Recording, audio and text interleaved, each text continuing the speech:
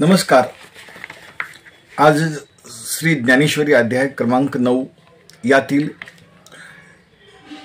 एक ओळीवर आपण आज चिंतन करूया। राजविद्या राजगुह्यम पवित्रमिदमुत्तमं प्रत्यक्षावगम धर्म्य सुमुखम कर्तव्यम। अर्थ,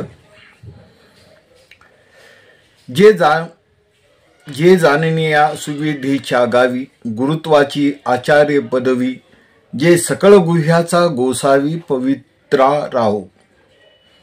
हे ज्ञान म्हणजे सर्व विद्येत म्हणजेच सर्व ज्ञानात श्रेष्ठ होय, सर्व गुह्यातही गुह्य होय। हे अत्यंत पवित्र म्हणजे सर्व पवित्रात पवित्र आहे, त्याचा साक्षात अनुभव येतो। हे ज्ञान धर्माला धरून आहे,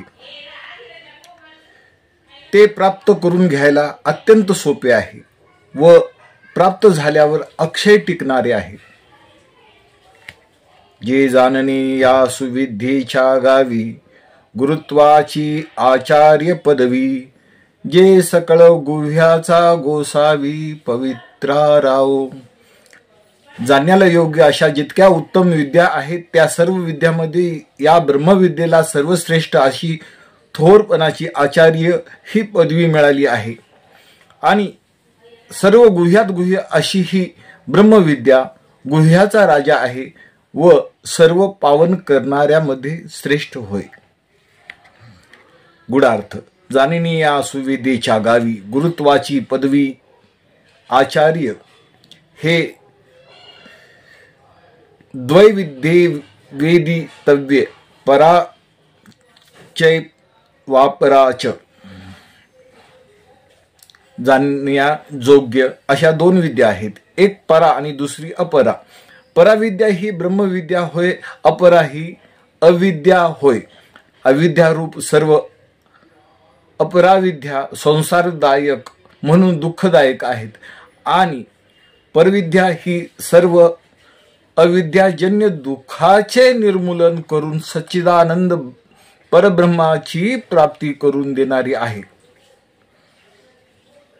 दुःख मुळीच नको व अखंड सुख असावे अशी प्रत्येक जीवाची जी इच्छा ती पूर्ण करणारी हीच एक विद्या आहे। म्हणून ब्रह्मविद्या सर्व विद्येत श्रेष्ठ म्हणून गणली आहे। अर्थात तिला आचार्य अशी जी पदवी श्री माऊलींनी येथे दिली आहे ती सार्थच आहे।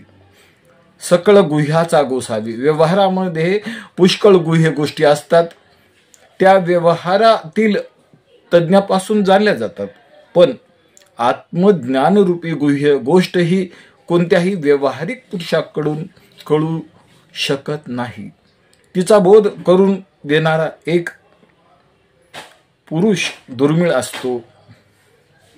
ती कळली असता सर्व गुह्य गोष्टीचा गुह्यपण तुच्छ ठरतो, पण आत्मज्ञानरूपी गुह्या गोष्टीचा गुह्यपणा कायमच राहतो। म्हणून ब्रह्मविद्या ही सर्व विद्येतील गुह्यामध्ये गुह्य आहे। पवित्राराव, जो पदार्थ अशुद्धी नाहीशी करतो त्याला पवित्र म्हणतात। परब्रह्म अत्यंत शुद्ध असून जीव ही पूर्ण ब्रह्म आहे म्हणून शुद्ध आहे, पण अविद्यारूपी अशुद्धीने तो अशुद्ध झाला आहे। त्याच्या ठिकाणी ही अविद्यारूप अशुद्धी सत्कर्म प्रायश्चित्त तीर्थ इत्यादी जेवढ्या अशुद्धी नाहीशी करणाऱ्या म्हणून पवित्र वस्तू सांगितल्या आहेत, त्यांच्या संगतीत कितीही काळ राहिलो तरी ती अशुद्धीच जात नाही, कारण त्या सर्वाच्या अस्तित्वामुळे अविद्यारूप अशुद्धीवरच अवलंबून असते। अशी अविद्यारूप अशुद्धी नाहीशी करून जीवाला मूळचे अविनाशी शुद्ध स्वरूप प्राप्त करून देण्याकरिता एक अध्यात्म ज्ञानच समर्थ आहे, एक अध्यात्म ज्ञानच समर्थ आहे। हे अध्यात्म ज्ञान प्राप्त झाले असता अशुद्धीचे नावच राहत नाही. त्याच्या पवित्रपणाला उपमा देण्यासारखा दुसरा पदार्थ नाही. म्हणून आत्मज्ञान सर्व पवित्रात पवित्र आहे. ओम नमो भगवते वासुदेवाय. श्रीकृष्णं शरणं मम. श्री ज्ञानेश्वर महाराज की जय. ओम नमो भगवते वासुदेवाय.